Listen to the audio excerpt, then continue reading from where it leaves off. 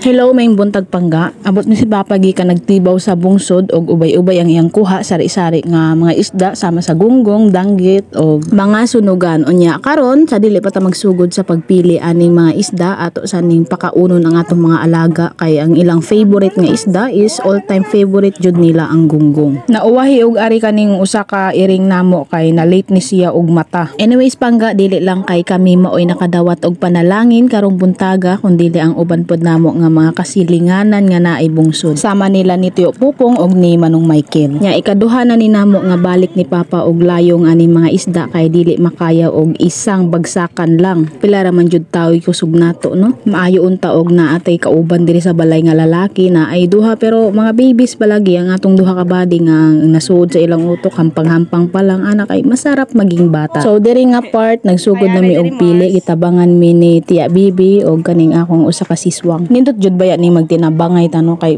ingon pa nila 2 heads are better than 1. Unya the best na jud og 3 heads na. Gitabangan pud ta ni Tia Merna kay naari ni siya diri aron mangayo og kilawon. Wala nay problema pangga basta naa muhatag jud ta. Sharing is caring. At this point amo nang gitabangan og yabo ni Tia Bibi ang ikaduhang sibot kay mao na pud ang atong pilion. And this is very satisfying nga sa hinay-hinay mahuman nato ang atong trabaho. Shout out di ay ko sa Sara Busing family from Pasanan, Binliw, Ubay, Bohol. Kay Rick Pasquiti Vlogs from Maricaban, Santa Fe og kang Jake Salvador from Lapu-Lapu City. Salamat kay Pangga sa inyong sulid nga pagsuporta nako. So balik ta diri nagpili nako sa mga gunggong nga akong kilawon. Unya kaning mga nahibilin ubay-ubay pa man ni sila mao ni ang atong ibulad. Mas maayo jud ning naatay gibulad aron naatay makuot-kuot sa panahon nga wala jud tay makuha nga sudan. Before ta magkilaw ako sang ipakita ninyo kung unsaon nako pag-debone kaning mga gunggong. So first things first ato sa ning kaliskisan aron mutuhop dayon ang kainit. Dali ra kay mauga kay init kayo ang panahon karon. So ana diri ta magsugod sa pikas side. Nya depende ra na nimo kung kuhaon ba dayon nimo ang hasang ug ang iyang tinai. Pero kami Pangga nakadepende ra jud sa among mood no. Usahay diretso namo tangtang ang tinai pero usahay dili pud. Diretso na lang namo tangtang ang tinai ug ang hasang kung hugasan na sila. Pero naara pud na ninyo kung asay mas dali or unsay mas convenient para ninyo. Kay bisag unsa pa nako nga advice diri nga mauna inyo ra man gihapon gusto mo matuman. Charot bitaw. So move on ta diri sa atong pagkilaw. Today is kilaw day. Maayong buntag Pangga. So karong buntaga mag-prepare ta sa atong kinilaw nga gunggong. Mag-start dayon ta sa pagkaliskis ani then atong i-debone side by side. So dili na to i-apil ang ulo ato jud ni siyang i-fillet. Maora ni klase sa pag-fillet nga naapay tunok sa may tiyan dapit, diba? Pero okay ra na oy. So after na kog debone ani ni adto dayon ko sa dagat didto ko ni diretso og hugas ani. So kinahanglan tangtangon ni nato ang itom-itom nga part sa iyang tiyan kay mao toy makapadala og langsa niya makapaitom sa sabaw or sa suka. Nya pagkahuman natong hugas ato na ning gi-prepare ang mga basic nga lamas para sa kinilaw. So make sure nga imo siyang napugaan or natangtangan jud maayo og dagat aron dili parat nya. Karon magtimpla na ta nagbutang nako diha og sibuyas, luya, ang kamatis plus ang onion leeks. And then let's add some salt. Tansyahan ra na depende kung unsa ka parat ang imong gusto. Unya ang main nato nga ingredients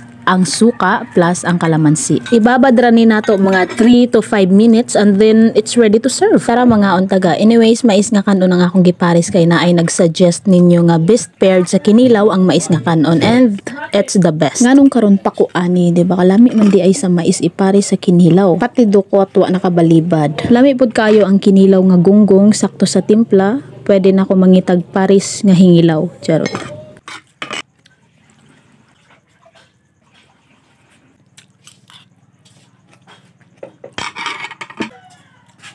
Pagkahuman ako og kaon Pangga, akong gipadayon ang akong pagpaka sa mga gunggong unya. Wala ko ma-videohi ang pagbutang og asin, nya ang pagbulad, basta mauna na siya. Basta Pangga nagdali ko kay giapas nato ang kainit sa adlaw.